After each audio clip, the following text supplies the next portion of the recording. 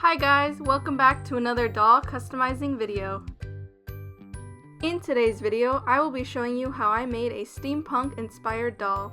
Even though this is a steampunk inspired doll, I still wanted to stay true to my style, which tends to be a bit more girly, so this doll is definitely a mix between the two styles. Don't forget to subscribe in order to stay on track with my future customs. Other than that, let's go ahead and get started. For this doll, I decided to sketch out a few ideas. I didn't end up following either of the outfits that I sketched out or making the goggles. This was mainly just to get some ideas down on paper and inspire me before I got started working on this doll. Since I already knew that my color scheme was going to be metallic with gold, silver, black, and bronze, I knew that I wanted the skin tone to stand out, so I decided on this Venus McFlytrap from Monster High. So to get started, I take a sharp pair of scissors and cut off her hair as close to the scalp as possible. I really wanted to save her hair because it was very long and it was very soft. Because her hair was in such good condition, it was actually kind of hard to remove her hair because the glue was still hard, it wasn't oily or greasy or leaking out. After cutting off all her hair, I used my pliers to pull out the hair plugs from the inside. After rinsing off all the extra hair, I noticed that the flocking that she had on her original head kind of came off pretty easily with just a little bit of scratching, so I ended up just using my fingernail and some pliers to scratch it off. After all her hair has been removed, I take my 100% pure acetone to remove her factory face. And after all of that has been removed, I decided to show you this doll's head right now because the middle of her forehead had a stain, but I ended up covering that later on using blush. But before we move on to the face up, I wanted to work on the hair because I like to do this before moving on to the face up because I always get worried that I'm going to crack the face, so I decided to use these yarn wefts that aren't really wefts, I guess. They're more like chunky yarn, so I got this at Hobby Lobby and I ended up taking the darker blues and the whites. I really like this yarn because it's basically already brushed out acrylic yarn, so I don't have to bother with brushing it out and making them straight. So I follow the same technique I do for other dolls, so I lay down a strip of hot glue from my hot glue gun and place the yarn onto that strip and push it in with my fingernail. Then I pull out the excess hair from the bottom so I can reuse that piece, and I'm left with a strip of hair. Then I follow the same process about 50 times and finish off the doll's haircut with a center part. Here she is after the hair wefts have been all added and her center part is looking very nice. I didn't know what to do with her hair at this point, but I ended up making her this little hair bow using the yarn wefts, and I decided to move on to the outfit. For her outfit, I decided to stick with a muted color palette, sticking to a beige, a brown, and a black. At this point, I did know I wanted to make her a metal chest piece, so I kept the outfit pretty simple. I just made her this dress. I used this pattern fabric with some black tulle, and then I cut out these other two strips of fabric, which I ruffled and added to the bottom skirt. I didn't end up finishing any of the raw edges because I thought that the loose strands would add to the steampunk grunge vibe. I tend to give most of my customs dresses because that's like the only thing I know how to make, but my next custom is going to be wearing pants. I actually do have a plan for her outfit this time. Moving on to accessories, the hat I don't end up using. It's basically just a reference for me when I make a metal one. I love these boots. They have a really nice texture, so I use those, and these are just some bracelets that I'm going to repaint. I actually didn't end up recording how I made the first chest piece, so here I am making a second one in order to show you how I did it. On an old soda can, I draw a rough top shape with two darts leading in from each side. The dots that I'm drawing right now are where I'm going to cut them out using my X-Acto knife, and it is also where the fasteners are going to go in order to hold the pieces in place. This technique with the fasteners I saw on Delightful's channel when she made her steampunk doll, so I'm taking inspiration from her. I found these mini fasteners at Joann Fabrics, and I'm going to use them in order to hold the pieces in place when I reshape it. I really wanted this piece to fit to the doll's body, so I ended up making two small darts instead of sticking with maybe just one big dart. And in order to hold the fasteners in place, I take my pliers and really squish it against the metal piece. Here is the chest piece all complete, and I followed the same technique when I made the back piece and the hat. This is the first chest piece that I made, a back piece, and the hat that I made. The hat actually has a slight curve to it because I noticed that style when I was looking up references to the steampunk fashion. Because I know this gold paint will not stick to the metal very well, I go over the metal pieces with the khaki color and then with the gold color. Then I use this watered down brown acrylic paint to give it a bit of a stain. So taking that khaki acrylic paint, I go over the metal pieces about 2 layers, I think. It ends up covering really well and it gives a good base layer for the gold to stick to. After the 2 khaki colors, I go over the pieces using the gold, and then I take my watered down brown acrylic paint to stain it.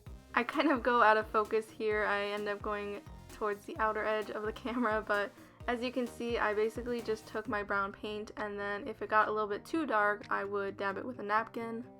I stained the pieces 2 times because it gave more of a dimension. It layered it a bit more, so I really like this look. I think it's a very good technique. Because the boots are black, I knew especially that the gold was not going to cover this, so I end up covering it with the khaki color again. And as you can see in a bit, I will cover it with the gold, and it just looks really nice. Like it definitely needed that khaki color underneath in order to show up. I go over the boots with 2 layers of gold paint in order to really make the gold stand out before moving on to staining the boots. Repainting doll shoes isn't my most favorite part about customizing, but I actually really liked these boots because of the texture they had. The texture they had really allowed for the staining to kind of show through because the paint kind of went in through those cracks and really added to the steampunk grunge vibe. I don't dislike repainting shoes, but it's definitely not my most favorite part when it comes to doll customizing. But I do think there is something very satisfying when you see a really well painted pair of Monster High shoes, so I do give kudos to people who have the patience for that. Finally, moving on to the face up, I start by blushing the cheeks, forehead, nose, and lips using my soft pink pastels. As I said earlier, there was a slight stain on her forehead, so I tried covering up with the pastels. And the funny thing is here, I actually thought the pastels were pretty harsh looking, so I tried wiping it off with my glove. But looking at the doll now, I definitely went much darker than this, so I do think there is some fear of over blushing in the beginning, but definitely when adding layers it adds up and it looks really nice. Since Venus has a slight mold to her face, I end up following those as a guide, but I do change the shape a little bit. There's pros and cons when it comes to a doll with a mold already because it gives you that ability to make sure that the face is even, but it also kind of gives you a hard time if you really have a specific shape that you have in mind. I sketch out the eye shape using a light brown watercolor pencil, and then I fill in the rest using my white pencil in order to make sure that the eye shape is going to be even later on when I add final details. After adding a slight blush to the lips, I take my pink watercolor pencil to really define the shape of the lips. In order to keep the lips pretty even and symmetrical, I end up gradually making the lips bigger so that the cupid's bow is even once it reaches the top part. I always had a problem with this in my first few customs because I tried to make them very exaggerated and it just looked really weird. So this is the technique I use. I just kind of gradually make the cupid's bow a little bit bigger and more defined, and I reblush the corner of the lips. Next, I take a gold and a light blue Pearl X powder to add shine to the face. Since I am still at the early process of this face up, I don't add that much glitter to the face. I mostly add this towards the last 2 or 3 layers of the face up. But before spraying a second layer of MSC, I go ahead and add the crease to her eye. Since this is the first layer, I don't really worry about making the colors very dark. After a second spray of MSC and reblushing the face, I move on to making the top lashes. I stick with the same light brown watercolor pencil to draw the top lashes because I don't want to draw any misshapen lashes with a black watercolor pencil and have to start the whole face over. And after doing one side, I go ahead and repeat the same process on the other side. And to add a little bit of dimension to her face, I take a green pastel and shade the inner part of her eye. I also use this green pastel to give a little bit of dimension to her nose. As I'm editing this, I noticed that I didn't even record how I drew her eyebrows, so I do apologize for that. If you want a more in-depth tutorial on how I draw eyebrows, go ahead and check out some of my past videos. The next thing I do is I take my pink watercolor pencil to draw in her waterline. This is the same shade of pink I use for all my dolls' waterlines and a majority of their lips. After this step, I go ahead and do another layer of MSC and go over the same colors before moving on to more detail. The eyebrows I drew in using a very light brown watercolor pencil, but now that I've done another layer of MSC, I go ahead and make them darker using a blue and a gray pencil. Very carefully, I take my black watercolor pencil and go over the outer part of her eyebrows, and I go over her eyeliner and her eyelashes. Next, I take my white watercolor pencil and add a highlight under her brow. Whenever I use a black watercolor pencil on my dolls, I always take it slow and I don't rush myself. As you can see, I move the doll's head around in order to make sure I have the best angle. After this, I go ahead and use the same black pencil to do her bottom lashes. Because the bottom lashes are usually much smaller than the top lashes, I don't like layering it as much because I feel like the black doesn't stick as well with layers. So since they are very small, I just very carefully and slowly draw them using my black pencil. After this, I go ahead and do another layer of MSC before moving on to the pupils. I've started doing this on most of my dolls. I use my gray pencil in order to make sure that I get the rough shape down before I move into adding colors. In order to not distract too much from the rest of the doll, I decided to stick with a black and green eye. For the eye, I start by adding green to the bottom half of the eye, and I go over the top half using the gray, and towards the end is when I finally add black to the pupil. I just don't like using it right away because I don't want to make a mistake. I also take this light green watercolor pencil to add a bit of a highlight to the inner part of her eye. After working up a bit more courage to add black to the pupil, I go ahead and go over the same parts that are gray and the center part of her pupil using the black pencil. I think I started this process after another layer of MSC. I'm guessing because of how the green is going on. I did that because green is going on pretty easily, so I'm guessing after I did the gray and the green eye, I did a layer of MSC, and now I'm finally adding the black. At this point of the doll repainting process, I'm pretty much just adding highlights and shadows and going over colors in order to make sure they are very saturated. At the end, I also draw on the eyebrow hairs. I usually do this in one pass because I want them to stay very delicate shaped. I feel like I've been neglecting how I do lips in my past few videos, so here I'm taking my light brown watercolor pencil to draw in the outer corner of her lips. And I also use this to add a bit of a shape to her lips, drawing in sort of wrinkles and creases in order to make them look a bit more realistic. And after this, I seal her with one last layer of MSC. After taking her out of her wrap, I decided to style her hair into these two buns. Next, I take my Liquitex High Gloss Varnish to add shine to her waterline and her lips.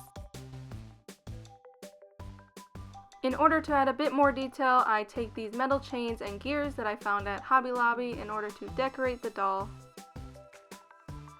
I also go ahead and take my gold Pearl-X powder to add a bit more shine to the accessories.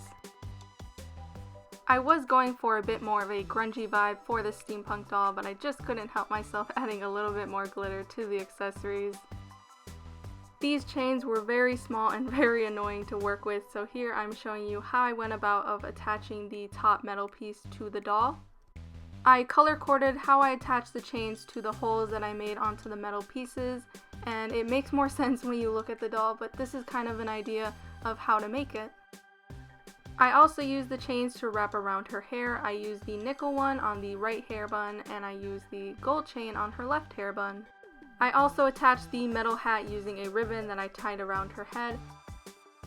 And I didn't forget about the hair bow that I had made earlier, and I just attached that using some Fabri-Tac glue. With all the main accessories attached, I go ahead and decorate the doll using the gears before taking final photos. Here is my steampunk inspired doll all complete. I'm actually really digging this whole steampunk vibe. It was kind of tedious for my taste, but I actually really like how they look, especially some other doll customizers. They really go above and beyond and really do the steampunk genre justice. I think my favorite part of this doll are the boots and the hat. That hat I'm absolutely obsessed with. I love how it turned out. And that little hair bow just really steals my heart. It makes her look so sweet and adorable, even though she is this grungy steampunk. I really hope you guys enjoyed this video. Let me know what you think of this doll in the comments below. Feel free to leave a like on this video, and if you haven't already, don't forget to subscribe to my YouTube channel. And if you want to see more pictures of my current customs and future customs, don't forget to follow me on Instagram. Thank you guys so much for watching, and I'll see you in another video.